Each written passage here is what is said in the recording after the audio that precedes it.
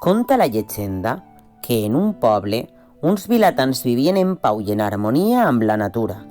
Aprofitaven qualsevol esdeveniment per fer una festa, l'aniversari d'algú, una bona collita, el canvi d'estació. Però un dia va baixar de les muntanyes un drac famolenc i de seguida la joia es va esvair. La por va conquerir els cors dels vilatans en sentir el drac dir-los que es menjaria en primer lloc tot el bestiar i que després se'ls menjaria d'ells, començant per la princesa.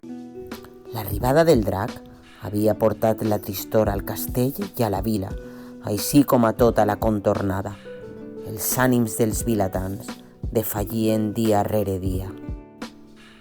Els dies passaren i el drac es menjà el darrer animal del bestiar. La reina i la princesa estaven proposant als vilatans de cercar un altre lloc on viure quan de sobte arribà un misteriós cavaller anomenat Sant Jordi. Aquest coratjós cavaller va tranquil·litzar els vilatans i la princesa dient-los que ell, tot sol, s'enfrontaria amb el terrible drac. I així en va fer. En Sant Jordi es ficà el seu elm, agafà una llança i li la clavà al cor del drac. De la sang que brollava de la ferida va néixer una rosa roja que agafà el cavaller per donar-li-la a la princesa.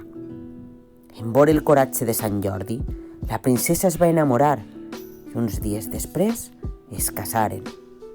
Després de la gran cerimònia, els vilatans pogueren festejar així el casament, així que la joia havia retornat al seu poble.